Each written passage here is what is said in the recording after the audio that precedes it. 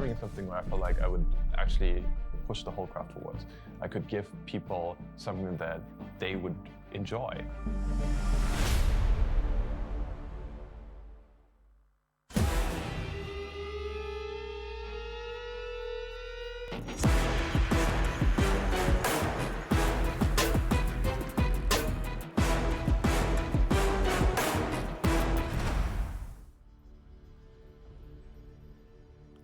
After falling down to the losers bracket, NIP finds themselves just one game away from getting that spot in the grand final that they would have liked to grab yesterday. Alliance was able to do that, and Alliance now waits in that grand final trying to figure out who they are going to play. But let's talk about the first game in the series. We got Sin and Tsunami to break down all of the action.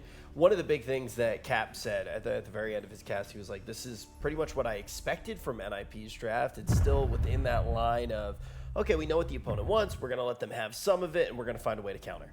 Yeah, and Sin was saying it'll either look genius or it'll look completely foolish. And somehow, I don't think it looked like either. Like, I saw the potential, and the idea was, okay, the gyrocopter is one of the strongest heroes at the 5 to 20 minute mark. You can't get a carry that does as much magic damage with so little farm as a gyrocopter. And so I saw the potential there. You group up with the Sven, you start 5-manning. But I also saw how Sirius could easily beat it. You just keep cutting waves, you never let NIP approach the high ground, you make sure that you don't relentlessly feed, and somehow Sirius did feed. Yeah, basically, I think we're going to get to it pretty soon in these highlights, but NIP are floating a 1k gold lead for 15 minutes. They're not really building a significant advantage. When it comes to map control, the towers are also relatively even. But we're going to see a fight in the mid lane, I reckon, will be pretty soon. It's not just yet. NIP, by the way, in this game built 2 really early BKBs on both Sven and Gyro. It netted them a couple of nice kills on the Naga Siren during Song of the Siren, so that was very, very useful for them. Okay, I mean, we're still not getting it, but it's coming. It'll come. It's coming. Well, I mean, all these BKB charges was just, again, they're built so early on that you'd think that they would come down to 5 seconds. Sirius just need to hold on until post 35 minutes, 40 minutes, and it seemed fairly simple to win, but they were doing a good job at always dying on the NIP side of the map, at least, which is why the game was going as long as it did. And shout out to Fada's utility gyrocopter build, the first Rod of Atos ever built on a gyrocopter, apparently. Yep. It's very unusual. I do want to ask, because you mentioned the idea that Sirius is potentially feeding. Here's the fight. Here's the fight. Okay, so I want to go through this. So we see NIP had used a couple of key cooldowns. This Stormhammer should not be happening. They just flat out. What happens here is, I think Guardian Angel is down, Gyro BKB is down, Call Down is down. The only thing that NIP have left in the tank is God Strength and a BKB on Sven. And when they jump in here and buy back the Batrider, they pile on top of each other, get 3-man Stormhammered and cleaved. And this kind of mistake, I think this mistake cost them the game. I think that was the biggest mistake of the whole game.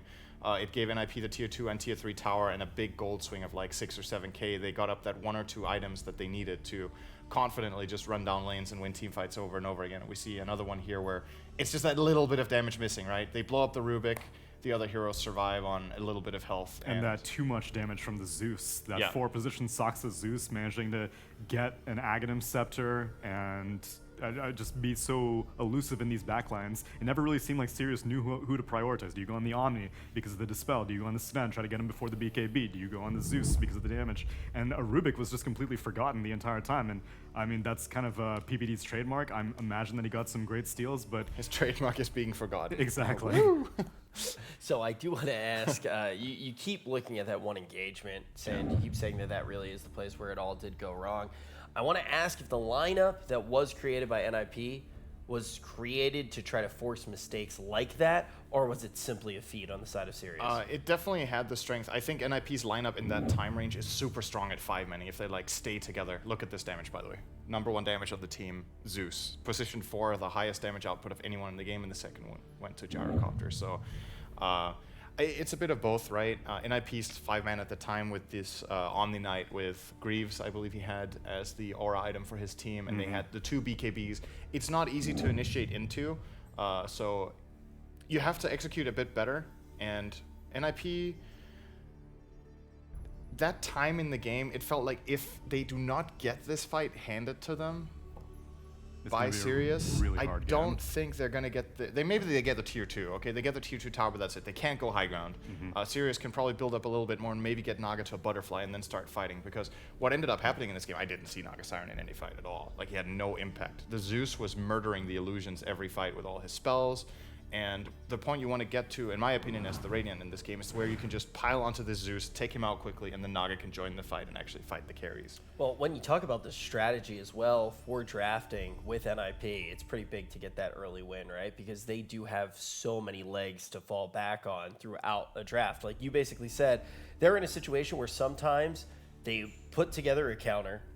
It might be the best idea ever. It might be the dumbest idea ever. It might just blow up in their face, but they're confident enough with the pool that they actually have that they can come back and potentially go on a 2-game streak, right? Now they don't need to do that at all. And moving into the next draft, it seems like either way it goes, Tsunami, they should have options. Yeah, especially because this is a lot of stuff that we haven't seen before. There's Zeus, 4-position Zeus. That's like a Yapsor kind of thing going on here. And PPD being put on the Rubik. Now all of a sudden, this first phase Rubik might not be the 4-position that we always assume it is. Now it's maybe a 5-position. And Gyrocopter, Fada Gyrocopter, it's a favorite of his. It's a hero that hasn't been seen for quite a while, like 6 months, especially without the IO. Rich, even you knew that seeing Gyro without an IO was baffling. I was like, what the heck, man? Because I remember also, like, obviously it was a pretty iconic duo for quite some time, even back at the CQ Major.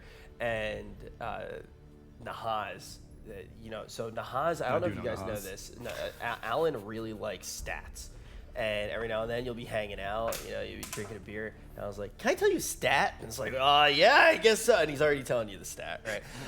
And I have a very vivid memory in China of Alan actually talking about, and I actually brought this one on my side because I was starting to ask some questions about IO. We were seeing it a whole bunch, and it was one of those situations where at the current strength that the hero had, it was either going to be banned or if you didn't see the ban, I actually even could predict if an IO was going to go through, right? And it would always be paired with Gyro. And Alan told me the win rate of Gyro by itself, and it was like 2%. It was like something absolutely terrible. So when I saw this here, one of the first things I did when we got off the desk, I was like, okay, so why on earth do we see this Gyro coming in as a final pick? Obviously, it's locked in with full information. And Sid, I do want to ask you, did you like it ultimately? I really liked the way they used it with the lineup. I think it spoke to the strengths of what you want to do with Omni Knight. You want to group up, you want to use his timing on getting the Guardian Angel and using the Heavenly Grace to take these kind of 5-on-5 engages. And Gyro is one of the highest damage output AoE carries at that time in the game. It deals pretty well with the Naga Siren until Naga gets too big.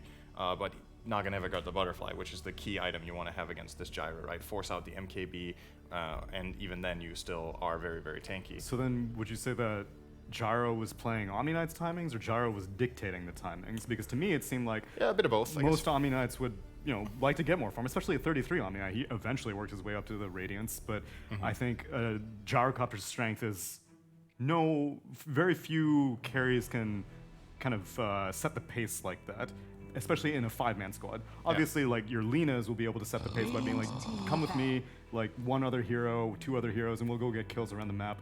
Very few carries from the mid lane will be able to be like, yeah, we can 5-man around me, and I'll be able to carry us through all these objectives. It's true. And the overlap with Sven is nice, right? You get the Warcry and the online protection, so you have this like really strong ball, basically.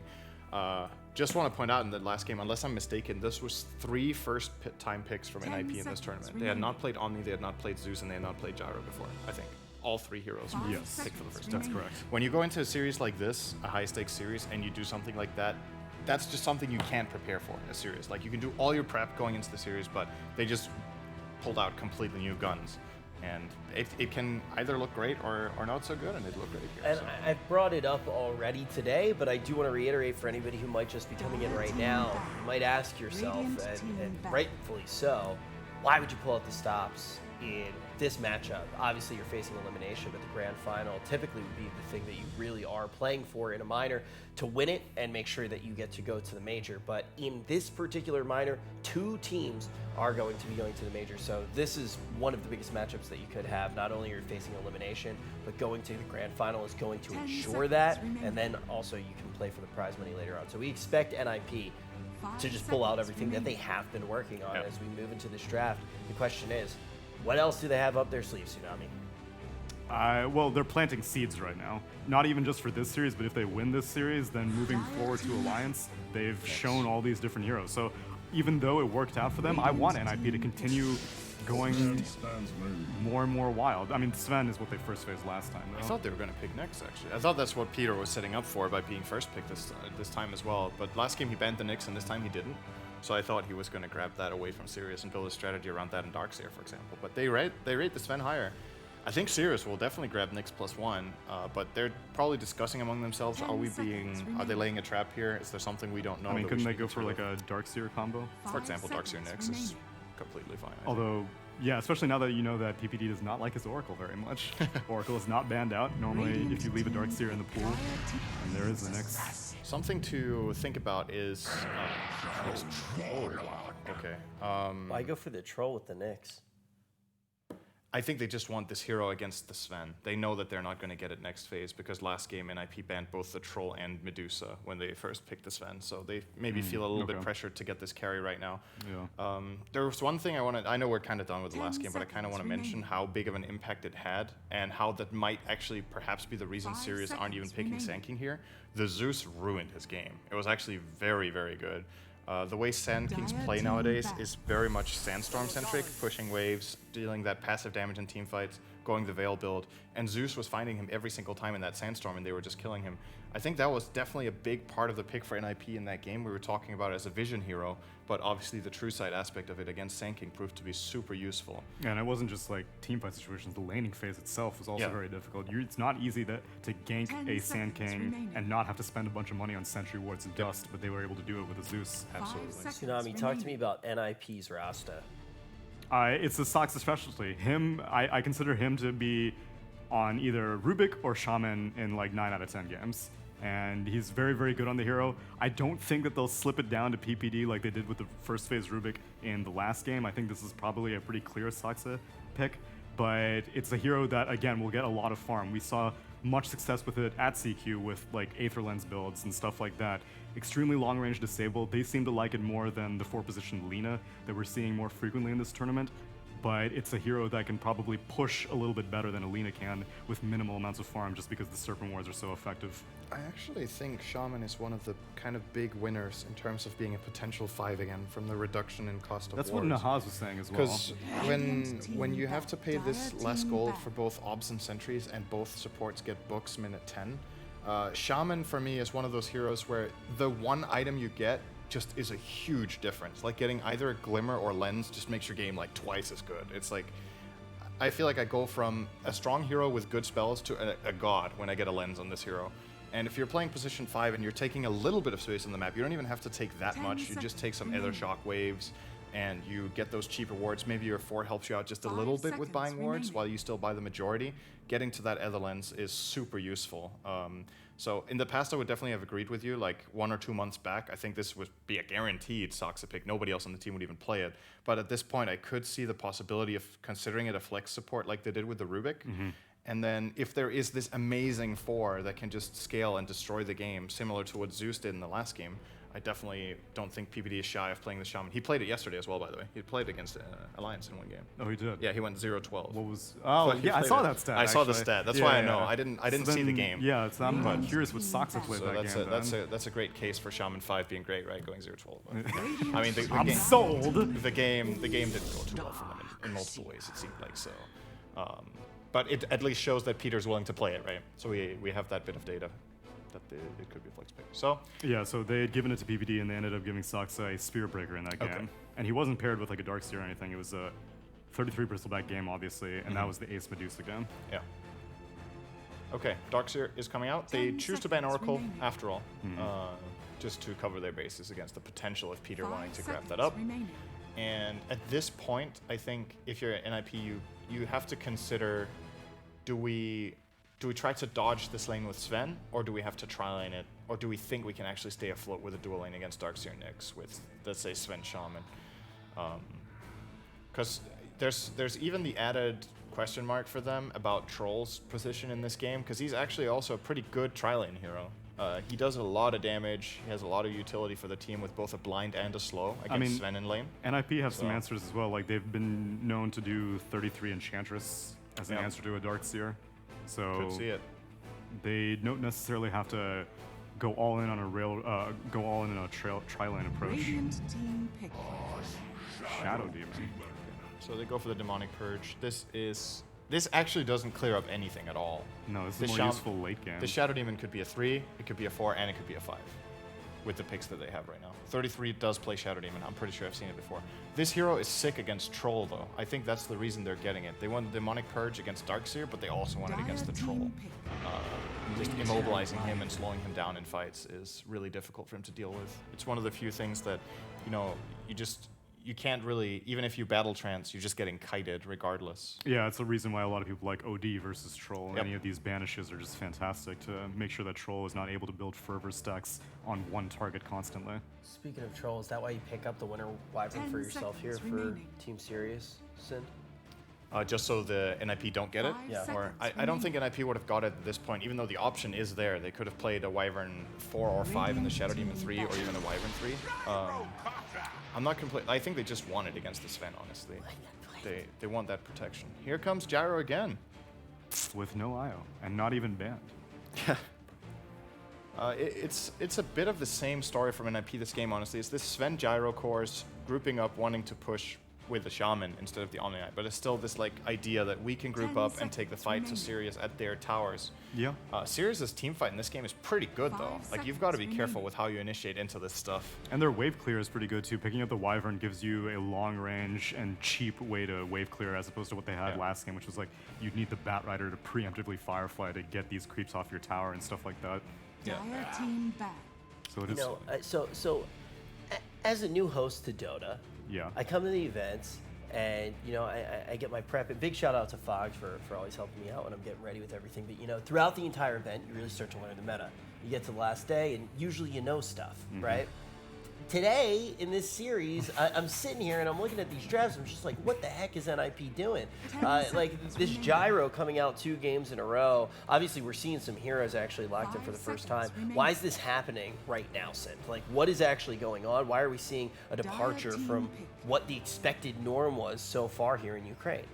Well, your guess is as good as mine. I just think NIP want to take Sirius by surprise and beat them on hero pool, perhaps. Like again, what we talked about, NIP have so much depth in their players with what they can play that if Sirius go in with all the prep that they could have got from Fogged, then it doesn't really help anything because Fogged hasn't seen these picks. So, like, what can you really do? You have to 10 adapt on the seconds fly remaining. as a team that's playing against a team like NIP.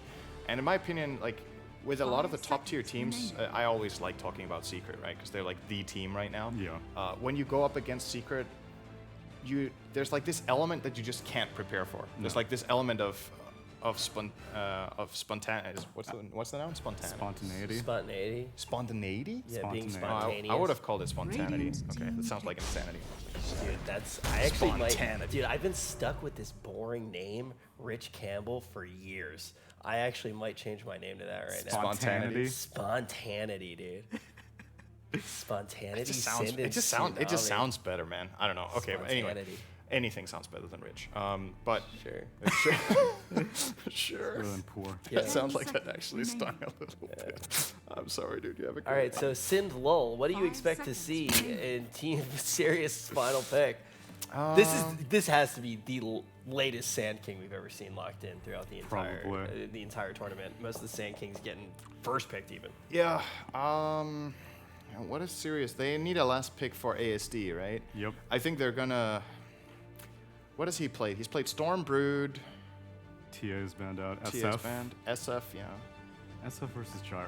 I have no idea Oh, what that this matchup. NIP draft actually looks really nice. I've got to say, they have a lot of lockdown. They have a good way of forcing fights. Their team fight is strong. They have the save of both Sven Warcry as well as the Shadow Demon Disruption. Plenty of damage. I think a hero that's willing to skirmish early would go a long way for Sirius. Some mid laner that does not need that much farm. Yeah, if you can somehow dictate the tempo of the game a little bit, let's see. That's a good way of Choose doing your it. hero.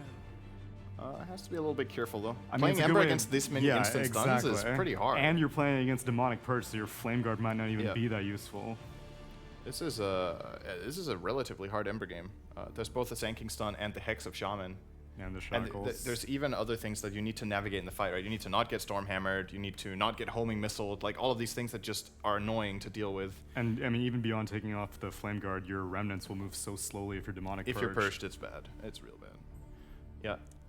Sorry, I was updating my name on the caster list in the chat. Okay. Spawn Sanity now. Spawn Sanity. sanity. Oh. It's pretty sick, right? You know what else is sick? This draft. Not something that we expected to see. Guys, we got to make the prediction. Sirius is a team that has really impressed thus far. Have they finally met their match? Do you think that they'll be getting sent home in this game? I think they are. I don't think that they answered. NIP are going for the same approach. They want to 5-man around Gyro. They want to fight very early on. They want to win the game with some early BKBs, which don't even need to come that early because they're not against a Naga Siren this time. Yep. And I don't think that Sirius have answered it with the heroes that they drafted. I agree. I think NIP are looking really good in this one. So. All right. NIP definitely starting to flex a lot of the things that have gotten them to the point that they already are in this year with so many DPC points at their disposal. We're about to jump into the game and we're going to find out if they are going to be able to do what everybody on this desk just assumed that they're going to be able to do and make a swift 2-0. Speaking of making numbers, we have SAP who makes the best numbers in the business. Let's see if we can make a little bit of history and send another team to the major. That's right. Major ticket up for grabs here. Ninja Pyjamas just one game away from being able to punch that ticket. And they're doing it off the back of another gyrocopter blitz. It seems like NIP is doing one of those things we often see like top tier 1 teams do, which is, hey, we've got this concept, beat it. Yeah, I mean, it's the old VP strat. We're going to first 2 troll mag every game. If you can't beat it, that's your problem. It's not on us. You either got to ban it or counter it. And the mid gyrocopter for Fada returns once again with the ace safe lane carries. We're going to head into the game. We're already going to have some early action here as the teams clash in the mid lane. Once again, NIP trying to go for some early sneaky 5-man play, I guess, to try and get first blood somewhere. Sirius did something similar with smoke of their own. 30 seconds to battle. Do you agree with the panel though, Blitz? Do you feel like this is in the bag for NIP? It sounded like they really liked their draft and basically said that Sirius did not do enough to counter it. I think that Sirius has a better chance this game than they did in the previous one. Why is that? I think that the Nyx is a pretty good response. Like, you can just walk into the call down. You have like 8 different ways to trigger the Carapace before he can get his BKB off. I think Darkseer has the potential to be a pretty good hero in this game too. Plus they have Wyvern to counter the Sven. Saksa. They managed to trade 2 for 2. Let Saksa get they stole away his bounty rune. But in return, they get a lot of damage onto him. Not quite getting the first blood or anything, but still. It's one of those interesting things where I think both lineups counter each other again. I really like this, like the tactics matchup on both sides right now. Yeah. Because we're seeing a lot of unconventional stuff. Like, theoretically, Gyro should get countered again by this Ember Spirit. Yeah, you could see that from the 3% gyrocopter mid lane. Definitely unconventional. Haven't seen mid gyro in too many metas. The wild part is that they just thought of this, right? Like, we haven't really seen that from NIP at all. Yeah. And now it's just like, well, we're going to do it twice to you in the final day determining our future. Because they really need this win. They want to go to the major. This is one of their last big opportunities before TI to make a mark. NIP will manage to get the sentry onto the Sand King's lane, countering Sirius' sentry, so they should have a free time with Sandstorming. Top lane, Tianming just getting as much damage onto Peter Pan Dam as possible. With the Ion Shell, they've got one of those classic duos where they're just going to be cutting creep waves, but a Sven can deal really easily with this. And that's why Ninja Pyjamas were willing to 1-2 it. It's so nice and early. Just feels like Sven, you can't really go wrong with this hero. Strong laning phase, great carry potential, gives you good team fight as well between the Warcry and his ability to just play the front line and initiate for the rest of your allies. Especially a hero like Gyrocopter, who's naturally going to be a bit squishier, more of a glass cannon hero. We saw Fada actually scaled really well last game. I was surprised how well he was able to scale up Managed to get the Aghanims and Maelstrom, so his right-clicks did a lot. Yeah, you got that Atos. Yeah, the stall up at the Atos I thought was going to just kill his damage, but... I thought so too, but I mean, it made it real easy when Sirius just kept stacking up for Sven stuns and Ace would clear house. I thought Fada and 33 were the MVPs of last game though, especially 33. People don't realize how important being able to counter-initiate every single time is. It means that he had a TP up at all times. He didn't waste anything. Playing underneath the Sandstorm with this giant creep wave. 33 is going to try and get as many caustic penalty hits and will stay alive as even the whirling axes coming out from Sylar is not enough to claim the counter kill. So 33 gets first blood. You saw what happened there too, right? He made sure to kill the creeps because he knew that he'd hit level 3, get his burrow strike in. Because if he doesn't, and he doesn't get the stats from that too, he just dies. Yep. That was so well done. Very nicely played. Sylar just trying to get a little bit of vengeance and chase back these heroes. But 33 has already pulled another creep wave. Peter is also trying to stop some pulling shenanigans, but it looks like he is going to be punished for it as Tianming's just going to stay on top of him with the Ion Shell, and eventually he'll die. Gets the last click onto him. It's Firefly looking for... I like how he opts to take that last hit, too. It doesn't give it to the Darkseer, who had the Ion Shell on him. It's like, nah, I need this last hit faster to be able to get boots first.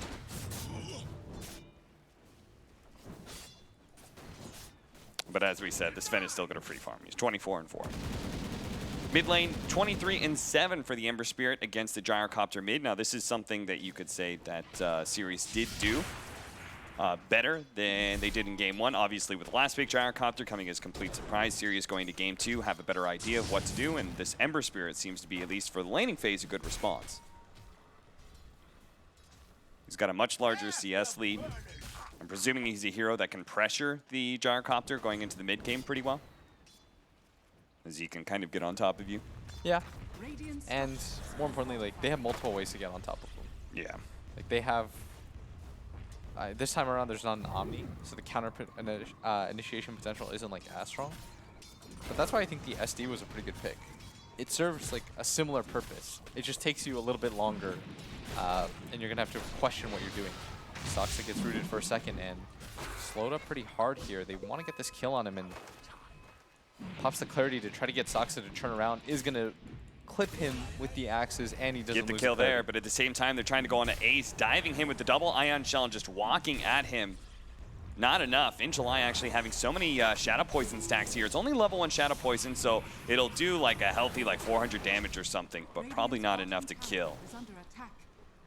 As maybe if they got another Stormhammer in or something like that, 5-minute bounty runes are up, so In July can play for getting a regen for that. might just be dead. Yeah. The Ion Shell on him. It's either there is going to be a Stormhammer, or Ace thought about throwing at the Stormhammer. He could have tried to get it out there and see if Peter could get the distance away from that Ion Shell, but not the case here. Sox actually stealing away In July's bounty rune back over to bottom lane, where 33, because we have Sox at top getting the bounty runes, 33 has been left alone, and they're trying to take advantage of that, but once again, they just fail. So close, and yet so far away. Back over to top lane, where ASD is going to make his first rotation. And nice little tree plant there from Soxa, but honestly, I don't know where you were going to go from there. Even eats the tree out of spite as we see Ace go for the Midas. 4.5 minutes faster than this patch average. Yeah, most people aren't going Midas first, no boots. 2 seconds slower than this patch's fastest. Not bad at all. So what does this tell you? The fact that he has literally rushed Midas the fastest you can possibly rush a Midas. That he's really far. He's at a free lane. How about the fact that it feels like they're going to need Ace to really pull out the hard carries. We're going to watch 33 here in this bottom lane. Probably dies. The dust just was barely about to wear out. And he could have survived because they didn't have a sentry around that area. But what it really means, though, is I think he wants to scale harder in this game. Yeah. And because of the heroes that he's playing against, I think he has to. Like, he needs a BKB plus other items in this game. Like, he's going to, at some point, get, like, a Bloodthorn so he can get on top of these 2 supports without having to pop his ulti every time. And that goes back to what you were saying in that the Gyrocopter's more heavily countered, therefore Ace has to pull more of the load this game. I think the Gyrocopter's more heavily countered. I think the Sand King has an alright game, but when you have 2 melee cores and you've got this Gyro, who sort of functions in the same way as well, I think you have to scale a little bit better than you normally would. And Ace has shown he can do it. Like, Ace is a very good traditional one player, I'd say. Also, like, the Zeus was a cool idea to counter the Sand King 3 position, but I feel like Nyx Assassin is by far the best hero out there. That you just run into the Sandstorm with Spike Carapace on, for sure, and then pop the dust. He's stunned long enough for you to get the impale. They're going to dive Peter here, the top lane. They did get the important hero out, though. I really like that move by Ace. He just got out of there. He's like, there's nothing for me here. ASD will eventually rotate up. And that's the thing about Darkseer, is you will never leave that lane until you take that tower. And everybody knows when you play against Darkseer that's the case, because Darkseer, he wants to push in that wave at all times and threaten your tier 2. You don't want to just go up there, start moving around the map. You can't really team fight without items as well. Like, you need to clear up that space so that you can also Ion Shell and hit these jungle camps. Yeah. It's like a twofold thing. So Ace knows that, and he makes the rotation out because he's thinking to himself, well, somebody at some point will come up here to try to kill me. They leave PPD up there in case that's not what's happening. And if he can get like a level out of it for like 2 minutes, it'll be worth for him to stay up there. And Ace doesn't really care about having to hit the jungle, which is why they're going to send PPD back up here. Peter could even just pull the creeps off the tower a couple times. That would be a big win. You're seeing it right here where the Darkseer is actually going through the jungle. And we'll be able to catch him with the chains. Peter turns around, gets the disruption off. But another jump forwards, and ASD should be able to get this kill. Peter's just going to try and get as much damage as possible before he dies. And the Sand King's actually coming up now to defend that safe lane tower. So as Fada rotates down to bottom, try and pressure the enemy safe lane, they're simultaneously going to try and defend their own. Nip do not want to give that tower advantage to Team Sirius, it seems. Yeah, people are getting a lot better about defending this tower, while simultaneously not losing too much. But I do think that that should have been an easy tower for Sirius. Like, you just skip the wave with the Darkseer. You skip the wave, your 4 creeps are on top of the tower. You'll take it real quick, maybe in 2 creep waves max. But instead, both of them opted to hit neutrals. Yeah, they were being like, I guess it was extra farm efficiency, but slowed down their tower push, which just means these heroes are locked up here for that much longer. It means that ASD doesn't necessarily feel comfortable making any sort of rotations out. He does have his own dust. Love it when cores do that, and it's going to result in probably a kill on 33. He's going to bro strike through the 2 of them, go for the epicenter. Now, ASD is low enough. He has to play back. They're going to try and still burst in 33. They will be able to get that kill. Fada with the rotation over. With Saksa getting in the shackles, they will be able to kill that Ember Spirit as well. So 33 defends the tower and manages to get himself traded 1 for 2. And this is what happens when you don't take the tower when you do have the opportunity. And this is going to allow Sven to continue to bulldoze his way to the top of the net worth charts. They're going to secure 2 of the bounty runes for themselves. They save this top tower. Sirius being just a little bit too sloppy and a little bit too greedy right now. They certainly paid the price. It means despite having the early kill lead, the actual net worth goes in favor of NIP. They got the turnaround kills, and they're falling into the classic trap of consistently just trying to kill PPD. Yeah, and Peter, he's pretty comfortable with this one. They will be able to get the slide chains to finish him off. Now, the Ember Spirit shouldn't die to just 33s. He still had that Flame Guard going, protecting him against a lot of that magic damage.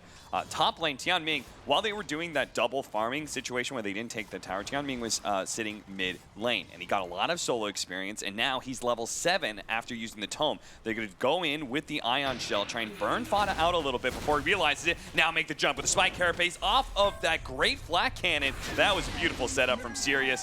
That will result in at least 1 kill here. Saksa may have to just fully retreat out of lane, especially with Sylar here. Sirius, they mean business. They want to take this tower finally. Yeah, Fada just didn't really think about it for half a second. Yeah. Tianming was on top of him and didn't really notice he was just getting burned out. I will say that I would like Sirius to just hard commit, take this tower this time around. They have to anticipate this move at bottom. And Firefly trying to play the Peter role earlier, where he's another 5 position that can spam spells. Yes, your job here is just to delay. Yeah. And they're going to go for the dive here. That's why they root all the way around, but Firefly, he's able to fly into the trees. If he gets over this little bit, he crashes down to earth. He's going to knock some of the trees down, but he may still be surrounded. They're going to have to cut through another round of trees, and Ace will do it with his Quelling Blade. Finds Firefly, but that was long enough. that was long enough, certainly, for In July to be able to come in and defend, especially if ASD is going to go for the fast kill onto 33. Not so fast, though, and 33 will be able to get off the epicenter, doing a lot of damage now. The burst strike on ASD is almost bridged down, and there it is. Ether Shock from Saksa will be able to get the kill. Tianming coming in, really wants 33. He saw how low he was. They already committed 2 cores to try and get that kill. This is twice now that 33, with his early Veil of Discord tanky build, has caught Sirius by surprise. And he's managed to trade his life, or in this case, just his HP bar, for a couple of kills. And really surprised that they decided to rotate in for that too, but...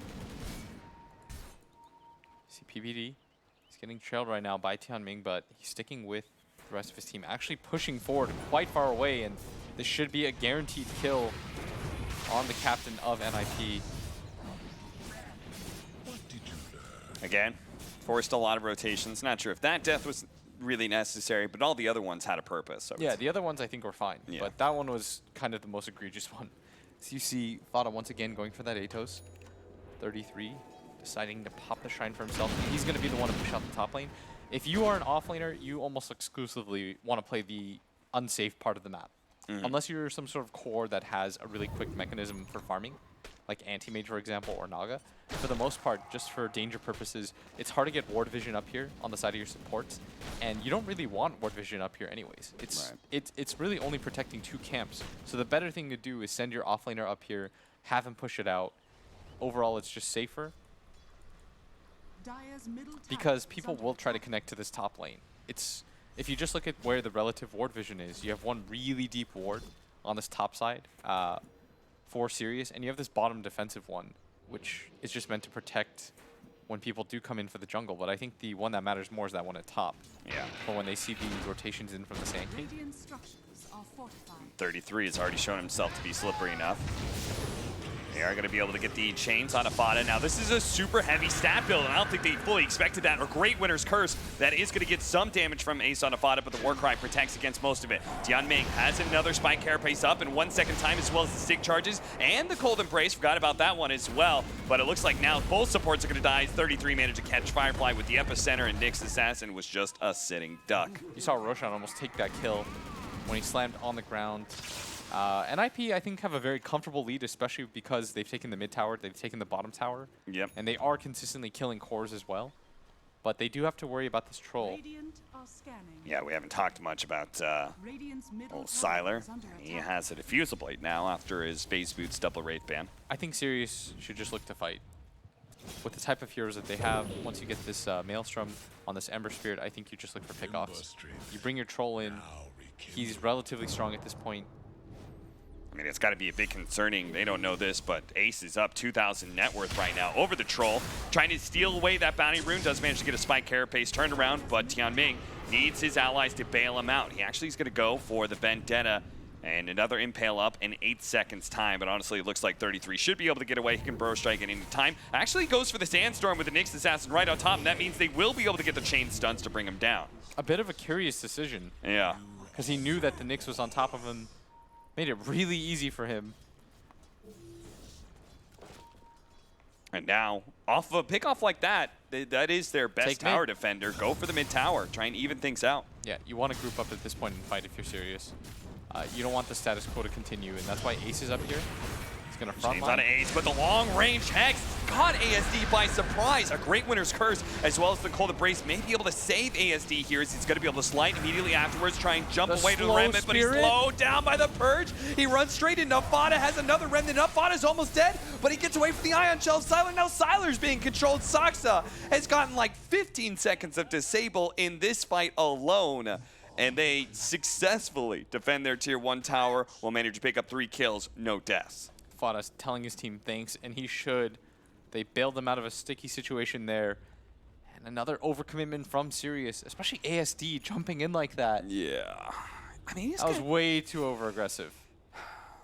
I understand he may not have expected the Ether Lens already from Saksa, but he can't be playing forward and close to Ace. Yeah, because the issue there is it splits up the rest of his team. Yeah. It makes it really hard for them to concentrate their fire. He's a large portion of their magic damage. It's when you have this like strongman syndrome, you're like, oh guys, I can just go in. I've got a mobility spell. It makes me invincible. He had the same issue when he played the Storm Spirit. Oh, I thought this was the game. I thought this was the game to get the level 15 Stormhammer dispels enemies talent. Yeah. Because you've got Surge and the Flame Guard. The Darkseer one especially Would be hype. yeah. But instead, he's just going to go for the pretty typical 30 movement speed. Sylar getting caught out at bottom lane. Oh, dear. Their hard carry was already way behind the Sven. And at this rate, Sven's going to hit this gigantic mid-game window where he's going to be 2 or 3-shotting people. And people like the Troll, who's so dependent on his battle trance for his survivability, burst damage is a scary, scary threat. Peter going for the D-ward is going to be caught. Managed to disrupt himself, dodged the impale now. Is very likely to die, but maybe because of the purge going out, they might be able to get some sort of turnaround as he threw it onto ASD and they caught him again with the Hex coming out from Saksa. This Ether Lens is making the Ember Spirit's life total hell. I can't imagine these trades are worth it either. It's 33. Yeah, they're going to be able to catch Tianming as well. 33 cuts him off. This is the classic PPD will die for all of these attempts. I think this is like, how many deaths does he have now on the Shadow Demon? Oh, he's got a lot. 0, 7, 0 and 7, 8. but every one of those except for 2, I think, led to kills. Yeah. For the side of NIP. The one at top and the one at bottom. But the 3 mid deaths lead to a turnaround for his team. He will gladly take those. And they just keep happening. And now this Sven net worth is honestly unbelievable. 11,000 and growing. Because Sven, he's only getting started. With all this cleave as well as the Hand of Midas, he's just going to get a bigger and bigger lead over the Ember Spirit and the Troll. So they just don't have the same kind of farming mechanisms. He's going to have a very nicely timed, like let's say 25-minute BKB with all these items. I don't think anybody can fight him at that point. And Nip will just start demolishing towers, getting aggressive wards down, taking map control. This is the best part, by the way, of having your mid tower. I know I talk about it a lot, but it's the potential to just continuously turn around fights. Like, you have a very easy structure that the enemy team wants to fight around, and you just sit there and defend it. You can sit on your high ground mid and just keep pushing them back. Where do you with the mid towers up? I hate smoking, man. Like these sort of smokes, where do you go? It feels really all-in-ish because you're like, well, if we don't win this mid fight, we have to do it again. And that's the downside here, is that you have to do it like 2 or 3 times just to be able to defend it. As you see Sirius, they're all in committed to it. Trying to lead off with the impale, just managed to catch him here. Now, Tianming can't actually go for this because no one followed him up, but also because of the fact that Fada has a BKB. He's going to try and turn around some of the damage with the Spike Carapace, but with the BKB of Fada staying on top of this Nyx and Sassy, he's going to be in big time trouble. But top lane, there's going to be a pretty important kill. They can get this on 33, which he's ensnared up by Sylar.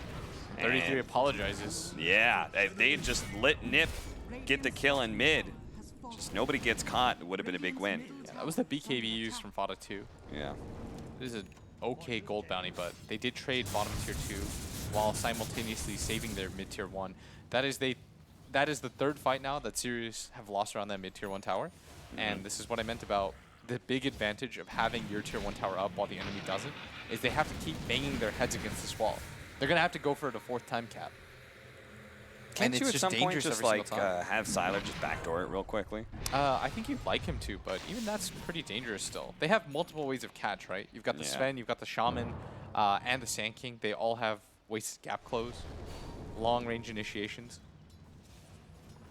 And what's pretty scary is that all 3 cores, they just get so tanky. With this Rod of Atos build that Fada has yet to complete, he's still holding on to the double crowns and went for the BKB. But then also the Sand King with a Veil of Discord build, we saw how tanky he was. It just seemed like Sirius were always running out of damage. I think he may rethink this Atos. Yeah. I'm not sure. I mean, a Rod of Atos this late into the game sounds... I mean, he bought one like 3rd item last game. It was really odd, but... It is so good against Darkseer, though. Being able to catch these heroes trying to surge away. It's locked down against Ember Spirit. Tianming. Well done by him managing to like tank that smoke. Worst thing that would happen is if ASD somehow got caught by Sox's long-range Hex again. They're connecting to the Sven right now, but I think NIP would like to Roshu forward. They decide to go for the high ground, as Ace indeed is trying to go for the Bloodthorn, which I think is the item choice this time around. As said earlier on, he needs a way to catch without having to blow his ulti, because they're going to need that for the tower. 22-minute BKB. Way faster than my conservative timings, as they're going to be able to take the tier 2 mid, which just grants them more control and the opportunity for a fast pick off on a Firefly, but he got the cold embrace off. This just means they stick around this tier 3 a bit longer in order to finish off that support. That was the BKB used by Ace. I think they have to go high ground with this now. No, they thought about it for a second, but this top push from ASD is going to force them back. But that was the BKB used from the Sven. And this is the upside right now. They're using a lot of BKB charges just for supports. Yeah. Not actual team fights. The situation as... Oh, Ace is super separated right now with his BKB used. But no one can join this Nyx assassin. Finally, Tianming runs into a sentry. And Ace still sticks around. And PPD TPs in just in case, setting up that extra layer of defense for his teammates so he doesn't have to run away. Very generous by him. There's 50% more net worth on this Sven than the Troll right now. Fada certainly looks like he's reconsidering the Rod of Atos. He's got 2,500 gold. Last time he went to Maelstrom into Aghanims, right? Yeah. We'll see if he holds that same thought process here. Running into the Sandstorm. Didn't really do much for them. Supports didn't seem to have a great plan to surge it up. Sylar may be able to run down 33, as he does have BKB up as well, so they might want to take this fight. The homing missile's going to come in, but he's still slowed down. Can't actually catch up to 33. And he's got Blink Dagger, Eul's Scepter, as well as Burrow Strike. I'm not sure what Sylar thinks he's going to be able to do here, but now they've overextended themselves. ASD, he's just food for Saksa every single time. Cold Embrace Firefly, he's dead. Troll's going to be run down. What? Does have the ulti, and he's going to pop it. Try to turn and They fight. do have the Winner's Curse. Maybe that can save Sylar here. The Eul's Scepter actually going down. Might actually kill him. Almost. 33 doesn't quite hit the Burrow Strike, and now the Magic Wand. Sylar will manage to kill the Sand King, but being run down by the Gyrocopter, Fada gets him. And without Sylar around, that just means these supports are food. What in the world was the thought process for that?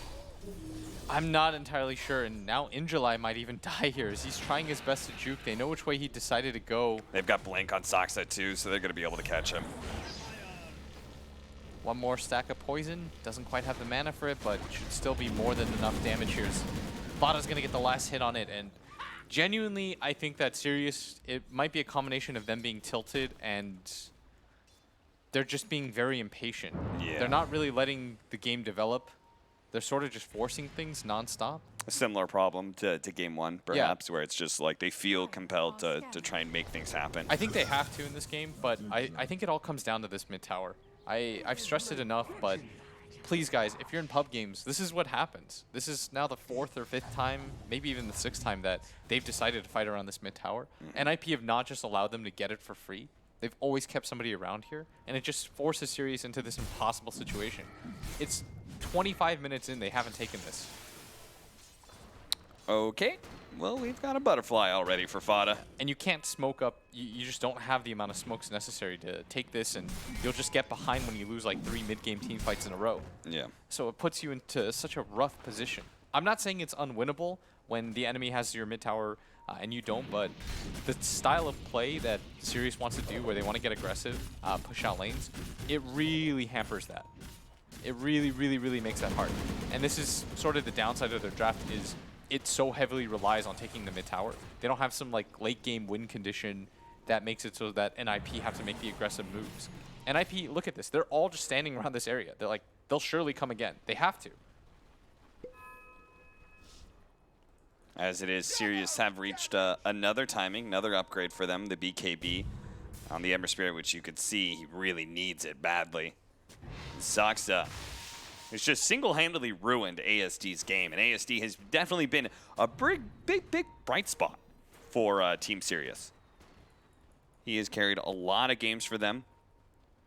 Only had a couple of really poor performances, this being one of them. Perhaps that OD game was a bit of a rough one during the group stage as well. Yeah, now NIP Smoke's gonna break, but they might just decide to go high ground with the wards, and nobody from Sirius is here. Okay, well, they have a glyph. That'll give them some time to get back, but the double damage and Serpent Wards are still going to do a lot as the glyph fades. Now, Tianming's going to open up on Fada. They don't have any chain stun to follow that. They almost just lost their tower for free there. Yeah. One team defends their mid tower to the end, the other lets their tier 3 almost die. Surprise move catches Sirius off guard, and as a result, their tier 3 is only having 180 damage now. I think now is the time that Sirius go for it again. There's no wards up. You know that NIP most likely have to disengage. This will be attempt number 8 to try to take mid tower. The sad part is Glyph is up for the dire side too. I mean, they're all hanging around this area. I'd be so confused if I was Sirius. Because somebody's got to make the game plan to go for it again, because there's nothing to do otherwise. What about the whole, like, push out, invade the enemy jungle? Like, that tier 2's gone. Play up in that area. Play in that high ground that's close to the mid-tier 1. You have to smoke every time you want to do it, I think. Because you don't know where the ward vision is from NIP. And it's really easy for NIP to just route you out of there. It's a very short distance. Yeah. They are starting to do that right now, but... it also means you're going to be playing into potentially the enemy shrine area. Yeah, it's not actually active, but... Somebody might be wondering, too, why they're not going for this, like, bottom lane push. And look right now, as NIP are going to get aggressive. Smoke up, push into the triangle. They know where Sirius is at. This is the only place that Sirius really feel comfortable farming. They're going to give up the surge to Sylar, but he's already been initiated on with the Burrow Strike, and that leads in July. No way to be able to get away unless the winner's curse can save, but Sylar, he can't really go for Fada, and especially with that butterfly. Look at the back lines, Ace. Just 3 shots of Winter Wyvern. Sticks on top of, well, he's going to go for ASD. ASD with his BKB activated. 33 won't be able to stop him. ASD, you can see at the end of that BKB, was terrified of being Burrow Struck, especially next to Ace, who instead is going to turn for that Nyx Assassin kill, and July's hiding somewhere in the trees. And they're going to try and root him out here. 33 goes for the Burrow Strike, but Ace is saying, this is not the fight we want to take. We're between a tier 1 and a tier 2 with potentially buybacks coming out. Let's just try and retreat, and it'd be unbelievable. 33 actually got out. Fortunately, a good impale coming from Tianming. Does guess where 33 is and guesses correctly. They have to rush on right now on Sirius. There's no BKBs, no God Strength. You are quite far behind. This is probably the best objective that you can take. This is a real do-or-die situation. They are going to get spotted out by the ward, but I still think they have to make the play. See if they can force out at least the buyback from 33. They're about to have a buyback on their troll, or a BKB on their troll plus his ulti. Yeah. I don't think this is a bad move at all. There's the buyback, 33. Sirius will immediately back up. Still, you force the buyback in that situation without losing anything. Yeah. And if they can somehow win the next fight or get a sweet little pick off, they can go into Roshan again, see if they can force another buyback. The 30-minute bounty runes, that would be great if Saksa tried to pick it up. But he's wise enough to leave it alone. Sirius will pick up 2. Bloodthorn almost done for Ace. What's Fada going for after his next item? Straight into this big late game build. Butterfly into Satanic. A BKB soon for Saksa, who's already been certainly a big thorn in Sirius's side. I do really like that they opted not to go for the Atos on this gyro. Yeah. I think he needed to scale a little bit better. Yeah. Because this game is still a bit scary. They've slowly started to run out of BKB charges. Bloodthorn, big item pickup from Ace. Doesn't want to force Ace alone to carry the game, right? Especially against a Winter Wyvern. They have no idea that this is happening. They're going to go trying to protect get this area first.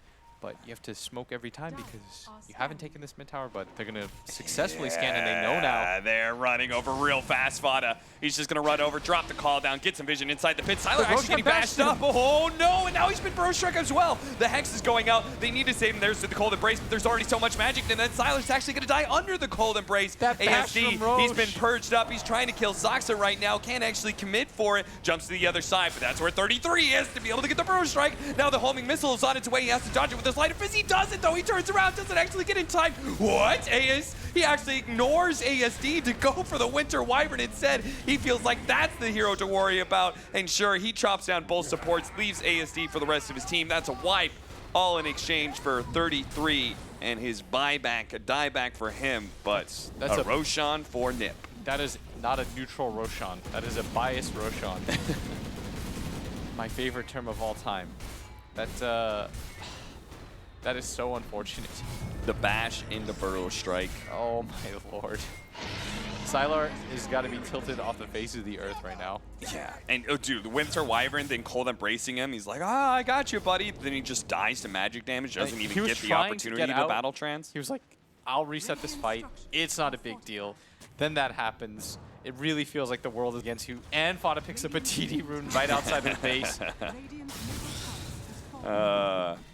He's respecting that Sirius could defend this. Does a bit of chip damage to the ranged barracks, but you could tell from him hitting the ranged barracks instead of the melee, they're not actually going to commit to this push. They're going to back up, start taking the towers that are in the top lane as well as that shrine, eliminating pretty much any semblance of outer control for Sirius. Now they're just going to have to play a game inside of their base for most of the time.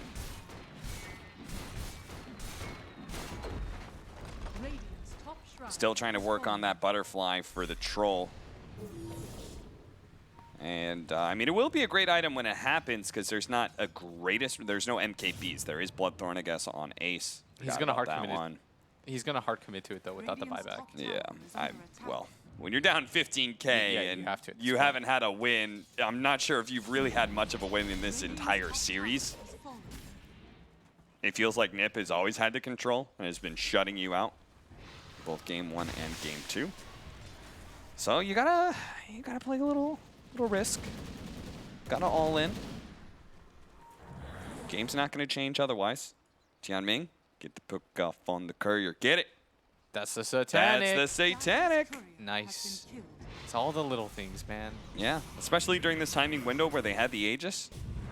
Now they're like, oh, do we wait for our satanic? Okay, well, maybe we just wait for the pick off on Sylar.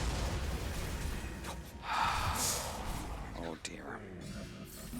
Oh dear. And ASD, he's like, well shit. My carry's died. He's dead at bottom lane. I gotta push out top lane, but 33 might catch him here. They're gonna be, oh! That was so close. He knew he had to go for it in that situation because he saw that he had the remnant up, trying to get the timing. If he hits the burrow strike, then the homing missile chain stuns into it. Still not sure if they would have killed him, but... Yeah, all their lanes are pushed in, but without God Strength and without Shaman wards. Maybe they decide to wait for it. They've all 3 lanes dealt with, though. This is how greedy they're allowed to play at this point. They don't feel comfortable going on either of the 3 sides. 35-minute bounty runes are coming up. Sirius, or excuse me, Nip are naturally going to be splitting up. I feel like the way to beat Sirius is just to have some like disengage tool or some reason for them to have to continue to hard commit. So this SD, this Omni feels really good to play against them. Yeah.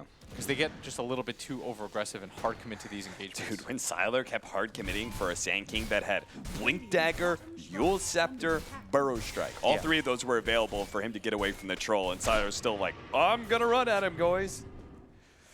I don't know. Radiant's bottom shrine has fallen. Just feels like Sirius has been totally figured out by ninjas in pajamas. Yeah, and it's this like odd strategy with these heroes that you don't typically see, like Gyro mid. SD support is not that popular, but it works so well against this team. It just means that they have a hard read on this Sirius squad. They played against them before. That series ended up going 2-1, and it was very close this time around. It doesn't even feel like they were the same teams playing. But they're going to play it out. Of course, this determines so much for the rest of the season. This is their last opportunity to sneak in a TI for Sirius. Double Sea Dragon's going to push into bottom lane. They've got the SD Illusions that can also do some chip damage to the tier 3, so they don't even have to fully commit to any of these pushes. They'll take the rest of the tier 3s eventually with this kind of strategy. Yeah, they're waiting for the rest of the heroes to connect. PPD can do this all day. Bot is here. There's still the push at top lane. They're going to drop the Serpent Wards in mid while simultaneously pushing out bottom lane, hoping the Serpent Wards can deal the melee racks, and if they deal with the Serpent Wards, then Fada might be able to get the range barracks. They're going to pop the Glyph. Not backing up whatsoever. Long-range Hex, leading things off onto Siler. They want to try and get that melee barracks down. God Strength, headed to the back line, go straight for the Winter Wyvern, get the Bloodthorn on him. He's dead. He immediately buys back, though. They've already lost the melee barracks. Spada dropping a little bit low. He does have the Aegis, though, so they don't want to fully commit. They just want to kill him, but keep their distance. They do manage to do that. Will they be able to catch him in the second line, though? Tianming's going to try and open up with some sort of spike carapace, breaking him, breaking the Gyrocopter. The disruption coming out is going to be able to buy Fada enough time to get off his BKB. Still does not have his Satanic or his now Aghanim Scepter. That's going to be picked up on the Courier as they disengage once again. I'm going to reset a little bit. Don't have the Shaman Wards, no BKB. They use the God Strength too. They do manage to take the racks. About 22,000. Fada just picked up 2 items simultaneously, and without all these big abilities, I think Sirius think they're strong enough to fight right now. They're going to try and wrap in. They do manage to find Ace first. Manage to get the stun on him, but Soxa from the high ground. Look at his positioning. He's going to be able to catch Siler in the back line. They have the epicenter on Firefly. They're trying to get rid of this Cold Embrace and Winter's Curse combination, and 33 just sticks on him. Finally, Siler is released, and he goes for Fada, who has that Butterfly too. He's really not taking much damage, and now the Hex on ASD. The Winter's Curse goes out, trying to protect ASD. A great vacuum wall, but the damage, they have none of it. Their heroes are low. Their cores are being chased away. The homing missile may even catch Siler here as he doesn't have his BKB. ASD pops his, but as it fades away, Soxa once again waiting patiently. Got the Hex. Soxa, stop it. You gotta stop it. He just knocked Sirius out of this tournament, securing their slot to the major. Team Ninjas in Pyjamas proving without a single slimmer of a doubt that they are the stronger team against Sirius, dominating this series. That was actually so well done by NIP in this series. I feel like they made very little mistakes. Did they even lose their mid-tier 1 tower? I don't think they did. Yeah, I think Sirius ran at that thing 7 times in a row, lost every single fight, thought to themselves, well, we have absolutely no plays left. NIP took all their objectives, a very clean game by them, and the 2 cores, outstanding performance. Team Sirius obviously looking a bit dejected, being so heavily routed by Team Ninjas in Pyjamas, proving that they've got to learn and grow even more than they did here at the minor. And they did, right? They looked like they came into this minor looking like a better team than we expected. As they went on, they seemed to improve and learn, but sadly, not nearly enough to take on a strong team like NIP. Yeah, we've had so many close games throughout this tournament because the skill level, it felt like everyone was a little bit rusty, but we've just had close series after close series, and now just an absolute stomp. Ninjas in Pyjamas. Our panel said before this series that this is basically a tier 1 team at what is functionally a tier 2 tournament. And even if they weren't able to claim that first match against Alliance, they are the second team to secure their slot at the major. Now it is an all-EU affair as both teams have made it through. That's right, the European region proven that all the bragging rights are theirs with a all-EU finals. Both the teams from the minor heading into the major are going to be European. A primary number of them are in the top 12 slots for the TI as well. Be pretty crazy if Alliance could actually do well enough in the major, but we'll see what happens for Alliance and Ninjas in Pyjamas because we still have one final series to go. That is the grand finals. Who's going to be walking away at the first place and the majority of those DPC points and dollar bills, as well as better seating for the major. We'll have to see, but for now, we're going to take a break, prepare for the grand finals. Hope you guys stick around. Bye, guys.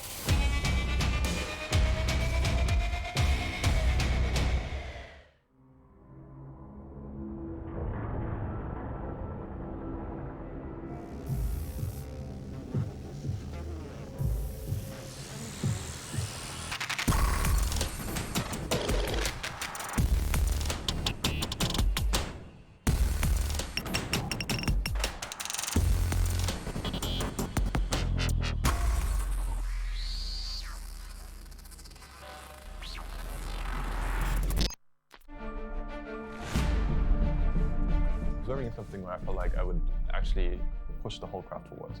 I could give people something that they would enjoy.